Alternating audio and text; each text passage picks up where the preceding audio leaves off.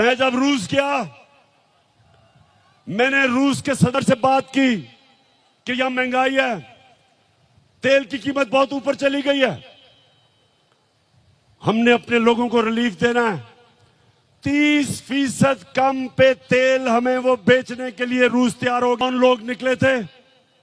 यही वो जो कि नवाज शरीफ की तब पहली पार्टी थी, फजल रहमान की जो पार्टी थी, ये लोग निकले थे। ये उस साजिश का हिस्सा थे जिसमें जुल्फिकार अली भुट्टो को गिराया गया और फांसी दी गई। और इंशाअल्लाह मेरे पाकिस्तानियों, एक नया मुल्क उठ रहा है, हमारा एक खुददार कौम खड़ी हो रही है।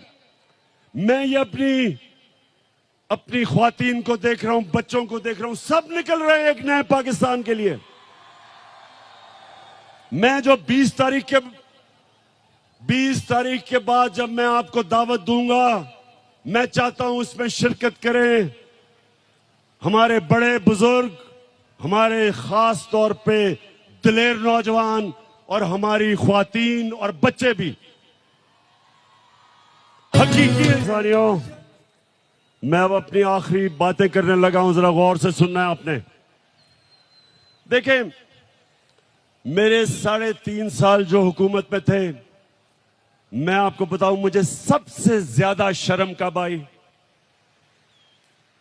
जब मुझे बाहर जाके दोस्त मुल्कों से पैसे मांगने पड़े, जब कर्जा मांगना पड़ा, मुझे शर्म आई, क्योंकि मैंने आज तक अपने वालिद से भी कभी पैसे नहीं मांगे थे। मैंने जब पैसे मांगे थे शौकत खानम के लिए अपने पाकिस्तानियों से, कभी मैंने गैरों से पैसे नहीं मांगे। शौकत खानम के लिए, नमल यूनिवर्सिटी के लिए, अभी जो जेलम में मैंने अल कादर यूनिवर्सिटी बनाई है, इनके लिए सिर्फ पाकिस्तानियों से पैसे मांगे थे। लेकिन क्योंकि इन्होंने दिवालिया निकाला हुआ था मुल्क का, सबसे बड़ा हमारा बैरूनी खसारा था, मुझे बाहर जाके पैसे मांगने पड़े, क्योंकि हमारे पास पैसा ही नहीं था अपने कर्जों की किस्तें अदा करने पे। तो मैं आपको यकीन दिलाता हूं कि इससे शर्मनाक बात नहीं है जब एक मुल्क का सरबराह किसी और मुल्क के सामने जाके कर्जे मांगता है, पैसे मांगता है। आप सब जानते हैं कि अगर आप अपने मां बाप से भी पैसे मांगते हैं, एक बच्चा नहीं मांगता, दूसरा मांगता है, तो मां बाप भी उस बच्चे की ज्यादा इज्जत करते हैं जो पैसे नहीं मांगता, जो खुददार होता है। मां बाप भी। तो सोचें कि गैरों के सामने हाथ फैलाना।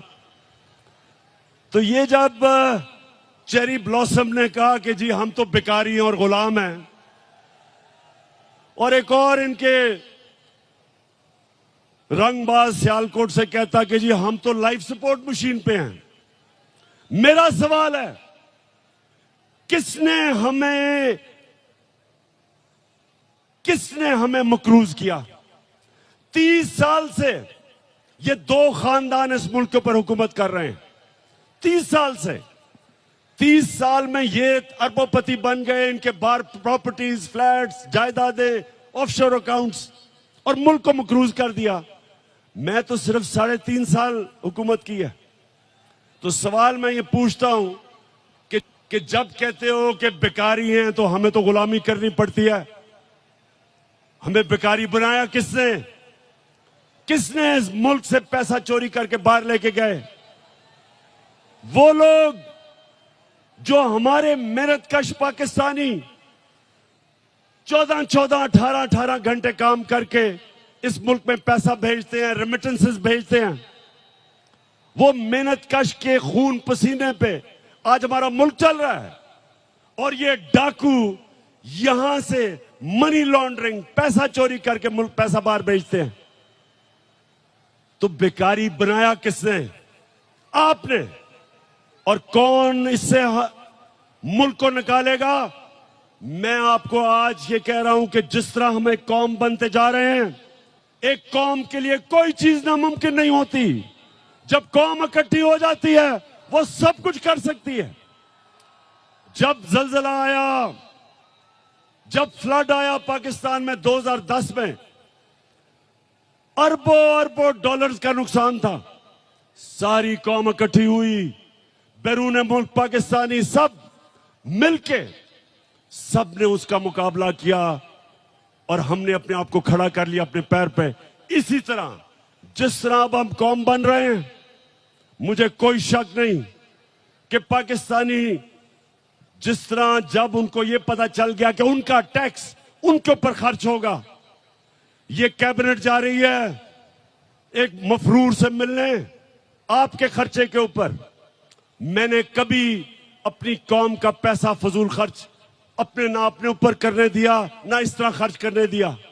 और जब कौम को यकीन हो जाएगा हम कौम बन जाएंगे, हम टैक्स भी इकट्ठे करेंगे, हम अपने कर्जे भी दे देंगे, हमारे पास इतना पैसा होगा कि हम अपने बच्चों की तालीम, स्कूलों पे, यूनिवर्सिटीज पे हम इस मुल्क को खड़ा करेंगे। और वो तब होगा जिस तरह अब हम कौम बन रहे हैं।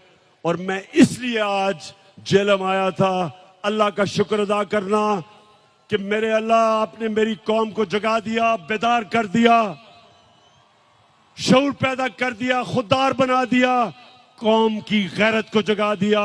और इंशाअल्लाह 20 के बाद जब मैं आपको कॉल दूंगा, एक हमारी डिमांड होगी, इलेक्शंस करवाओ और इंपोर्टेड हुकूमत नामंजूर।